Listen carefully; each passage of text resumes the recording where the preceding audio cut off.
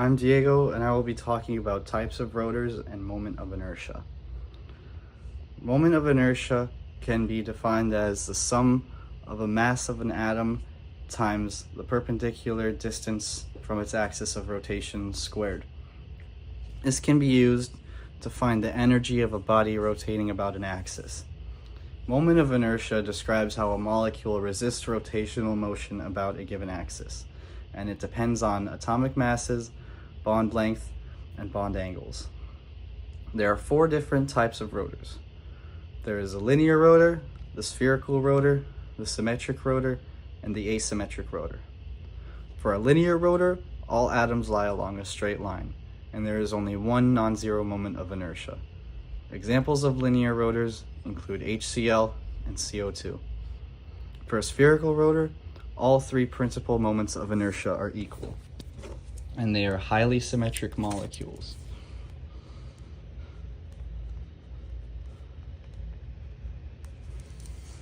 Spherical rotors are more complex due to degenerate energy levels. Examples include methane, sulfur hexafluoride, and carbon tetrachloride. Symmetric rotors are rotors where 2 moments of inertia are equal, but there is one unique rotational axis, otherwise known as the principal axis.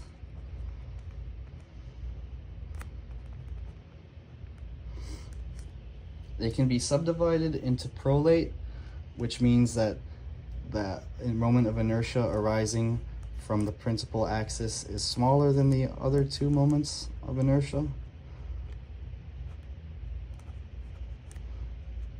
Or it can be classified as oblate, which is the opposite, where the moment of inertia arising from the principal axis is larger than the other 2. Examples of a symmetric rotor include ammonia, chloromethane, and benzene.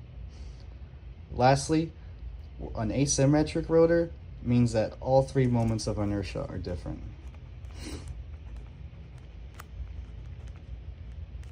This is the most common type of molecule, and it also has the most complex spectra.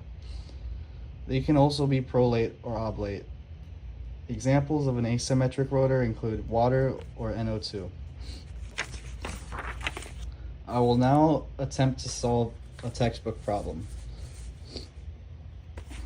Given a wave number of 1.033 inverse centimeters, which is the spacing of lines in the microwave spectrum for 35Cl19F, find moment of inertia and bond length.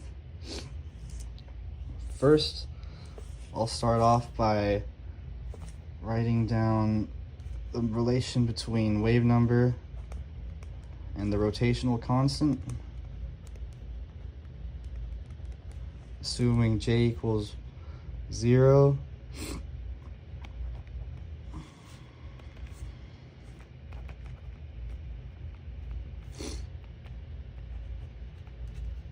So then V over 2 equals B.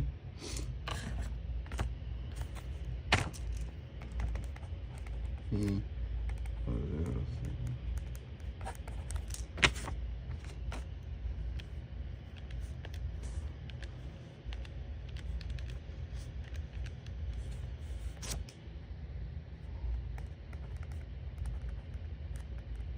Our rotational constant equals 0.5165 inverse centimeters.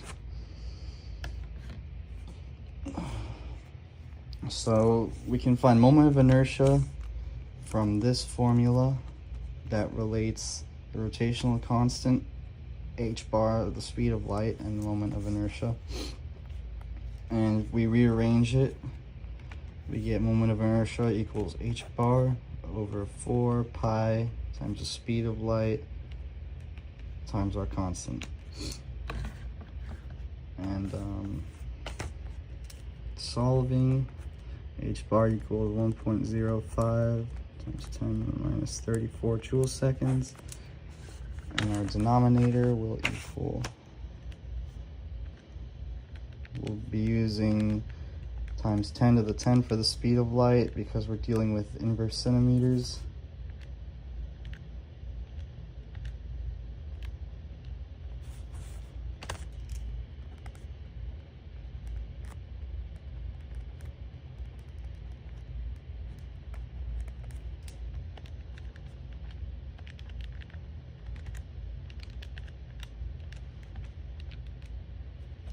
And we get moment of inertia equals 5.42 times 10 to the minus 46 kilogram meter squared.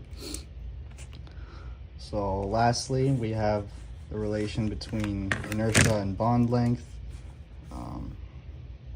Moment of inertia equals reduced mass times bond length squared.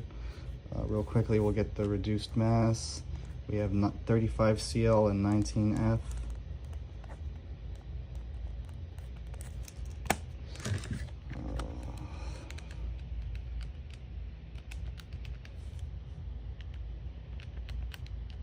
We have reduced mass is 12.31 mu. Convert to kilogram.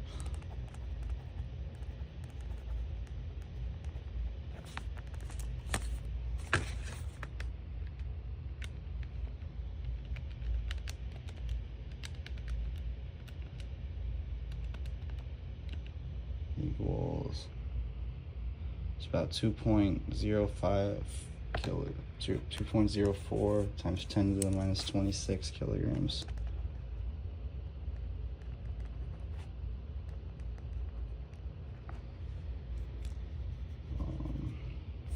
So then bond length would real simply be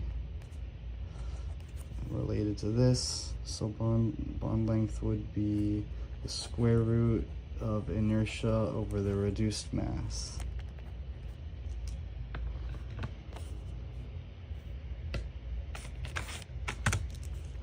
Which would equal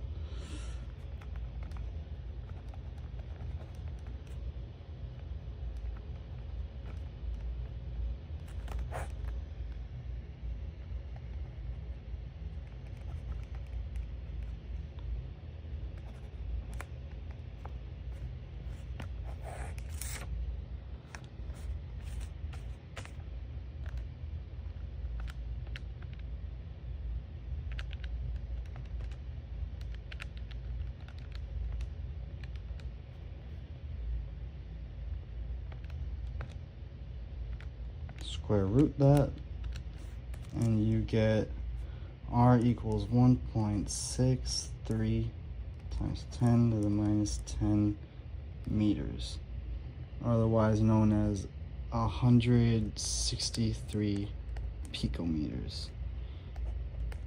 So here you go, bond length and moment of inertia.